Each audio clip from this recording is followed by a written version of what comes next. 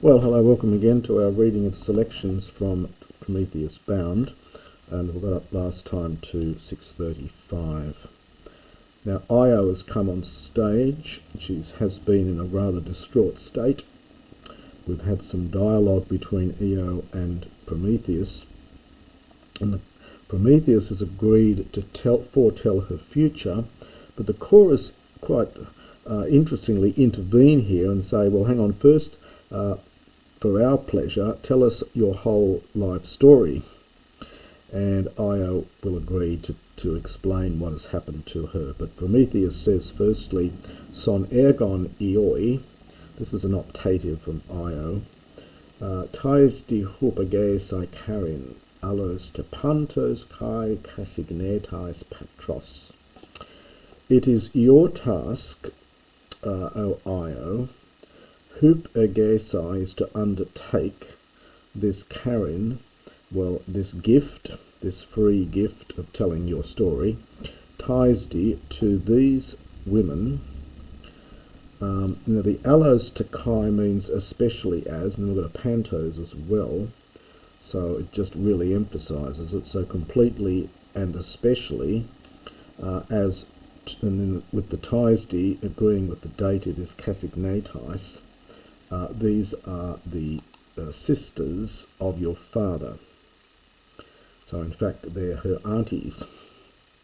So it's something like especially as these ones are the sisters of your father. So hos, so it's to tell the story. I'll just get it balanced here.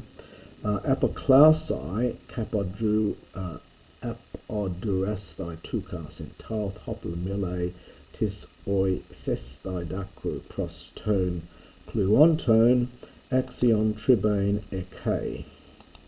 So this is a rather funny thing here. So to tell them, so it's so the hose here. We have to take the next bit first, I think. So thus to wail and lament one's misfortune, that's the tukas here. So these are articular infinitives here, so it's top apoklausai, so thus to wail, and this is from apodurabai, to lament one's misfortune here. Hopo, so all of that, it has axion tribane. Tribane is something you spend your time on. So articular infinitive. So the wailing and lamenting of one's misfortune here, it has, or we would say is, a worthy pastime, or it literally has worthy time spent on it, or is a worthy exercise. So it's using echo in that sense of like the verb to be. So wherever someone might be about, this is optative from Mello, and we get a future infinitive middle. Remember, oi, this is from Pharaoh. Pharaoh in the middle is to win. Pharaoh I carry, Pharaoh in the middle to win, so that someone might win, literally a tear at the hands of those hearing. So let me put that together a bit better there. So, since wailing and lamenting one's misfortune and taltha here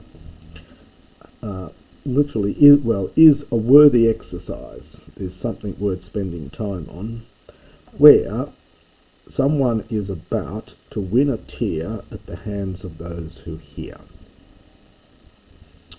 So Io now gives her her speech about her background and what's happened to her. So uk oid, I do not know, hopos how, cray plus accusative and infinitive, it is necessary for me to disobey humin you lot. So this is the chorus. So I don't know how I can refuse you. but now puces there is on the next line here is a future it's a future imperative, so from punthanamai. So sorry, not future imperative, it's just a future. So you will perceive, literally with a clear story, pan everything, hope, which proskerisdata, which you have asked for. So you will perceive in a clear tale everything which you have asked for. Kaitoi, kai legus, I skunamai. Or this has a sense of although, also, speaking it, I am ashamed of this God-sent, this is theosouton, this God-sent Chamon is a storm, this God-sent and destructive storm.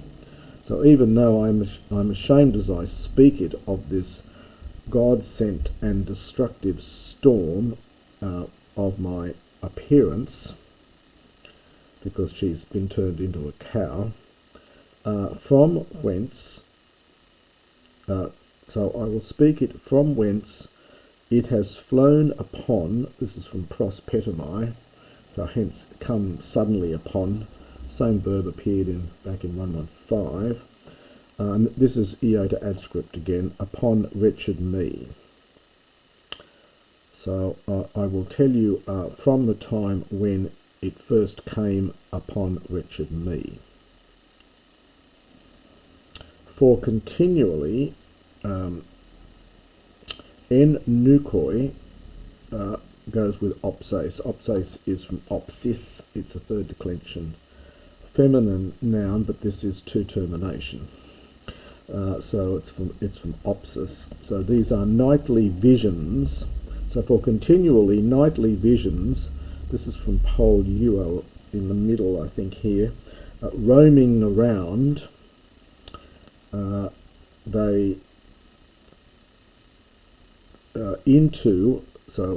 roaming into my maiden chambers, they began to address, understand me, with soft or with smooth words. And they said, O Megudaimon Kore, O greatly blessed maiden. So, O maiden greatly blessed. So this is the vocative here from the adjective. So, O greatly blessed maiden. Why? Parthenuo, it's a funny word, it's quite rare, it means to lead the life of an unmarried girl, so to remain a maiden, daron for such a long period of time. So why for so long do you remain a maiden? Exon, we get an accusative absolute here from exesti. So it being lawful for you, to Cain from truncano, takes a genitive, to meet with the greatest of marriages, to meet with the greatest marriage. Zeusgar himeru bele, for Zeus, and now we get two things Zeus has done. Tethalptai, this is perfect passive from thalpo, literally he is warmed, but more perhaps inflamed by literally a shaft of desire, pros su, for you, and thele, he wishes, sunai res thy kuprin, it's something like join in acts of love, or unite in love, or have sex with, and so on. So he desires to join in acts of love. Kupris here used as the goddess rather than the word for love here. To join in acts of love with you. But you, O child, me apolactises lekos. This is from apolactisdo. It's a fairly rare word. Lactizo is to kick. So it literally means to kick away, and hence perhaps spurn. It's a rare word, and this is we're getting a may plus a subjunctive for an imperative here. So, O maiden, do not spurn the lekos totsenos, the bed of Zeus. Al exelthi proslernes bathon lemona, poimnas bu stases ta pros patros. But come out, imperative from ex erchomai, to the deep meadow of learning. Now, of course, meadows are always often symbolic of sexual encounters and so on. Lerna is about 5 miles south of Argos, near the sea. So it says, come out to the deep meadow of Lerni, to the poimnas boustases te pros patros, and to the, now this is slightly funny here, it's to the flocks of your father, which or where his cattle are stationed, or where his cattle feed. So to your father's flocks where his cattle feed. The pros is awkward here. I might have, well, it's hard to tell because it's only monosyllabic, but I think it's going back with the poimnas and not with the patros, so it's towards with accusative. You might have perhaps expected a slightly different accent, but that's what it is. Hos an tot dion oma lo phese pothu. One of these lovely lines of Greek. So that literally the Zeusian eye, that is the eye of Zeus. Lo phao is to cease, can have the sense of to rest or gain respite from, pothu, from his desire. Toiasdi passas euphonas onerasi sun ekomendus. So poor wretched me, I was constrained from sun echo in the middle. It's got that sense of I was held down, I was constrained by such dreams. These two go together all night. Euphronos is another word for night. It means with kindly mind. It's one of these examples of apotropaic language, where of course night does not have friendly thoughts. Night is a very dangerous time, but you give it the opposite name. It's like the word for left is aristos in Greek, when of course most in traditionally leftness, left-handedness and things in the left are seen as bad, but you give it the opposite name to avert any evil. So euphronos, of kindly thoughts, but just another name for the night. So poor me, it's imperfect middle here. I've been constrained, or I was constrained by such dreams each night. Passas euphronas. Est a day until et len I dared gegonein to utter these dreams which are nuktifoit. This is nightly roaming, or not turning up each night is the sense of it. Foitao is to frequent, so these nightly frequenting dreams, I uttered them patri to my father. This is from gegoneo. It's a funny verb, means to utter. It's Homeric. Ho des teputho capididone pugnus theo propus ialen. So he, now ialo is to send forth or dispatch. So he sent forth to Pytho and to Dodona. These are places where you get prophecies from, of course. Pugnus, frequent theotropus. Now, theopropus is a messenger that's sent to inquire of the gods. So it's not a normal messenger, but a messenger whose job it is to ask the gods for prophecies and so on. So he sent forth lots of these off to Pytho and to Dona, hos, so that mathoi is optative, he might learn what thing it is necessary doing or speaking, presein phila daimosin, something like doing kindly things for the gods, hence to win their favour, hence to placate. So it's generally rendered here to placate the divinities, the gods.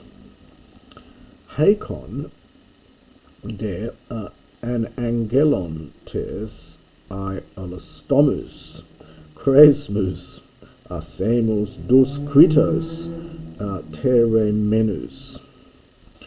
They came reporting back, participle, prophecies, Cresmus, which were Aeolus stomus. This is a wonderful word, it's fairly rare. It means riddling, shifting in speech. In fact, it only occurs here, this word.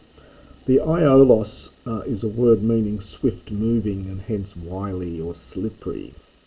And the stomos is, well, to do with mouth, but it means speech, with wily speech or with slippery speech. In other words, hard to understand, hard to get your hands on. So they came back reporting, back riddling, I think it's often translated, riddling prophecies, and that things which were spoken are semus, unclearly, it's from alpha privative plus se minor root, so without any clear indication, and dus kritos, difficult to determine, so difficult to work out. As usual, the prophecies are never particularly clear. Telos de enarges baxis ealthon inakoi. But finally, baxis is an old word. It means a word, often used of a divine word. So it's a word from the god, and it's enarges, which is clear or distinct. So at last, a clear report, it's often translated as, came to Inachus, that's her father, and let's across here, Sappho's episcaptusa kai muthomene exodomon te kai patros othane eme aphaton alastai geis ep escatois horois. So ordering him, enjoining upon him from episcapto, so, and muthomene, telling him. So it's something like ordering and telling him clearly. Infinitive from otheo, to thrust or to throw me, exo, out of the house, plural for singular, and out of my fatherland. Apheton, this is an interesting word. It's something like translated as at large or perhaps loose. It's connected with the et here from hiemi, so it's sort of dismissed. So at large, going nowhere in particular. To wander, so to wander at large, to wander as someone who had been dismissed, to the extreme borders, gaze of the land. Kame theloi, this is from Kai A, of course, and if he was not willing, if he didn't want to do this, then a pur opon, a fire-faced keraunon, this is a neuter word, so it's a thunderbolt, so a fire-faced thunderbolt, molein, this is the aorist infinitive from that verb blosko, molumai, emelon, membloca, principal parts. So the aorist is emolon, root is mol. This is a strong aorist infinitive, just means to come or to go. So that a fire-faced thunderbolt would come from Zeus, hos, who, ex aistose. Now this is from ex, which makes it very strong, and then aist root, alpha privative, and that ist from the verb to see. So it's something which is no longer visible, i.e. it's been completely destroyed. So he, or perhaps it's keranos is not neuter, it's masculine, it's accusative here, of course. Yes, sorry, it's accusative and infinitive. So the hos refers back to the keranos. So if he was not willing, then there would come a fire-faced bolt of lightning from Zeus, which would completely destroy, and the pan also, the entire genos, the entire race. So clearly he doesn't have many options here if that's the alternative, and we'll have to continue this in the next recording.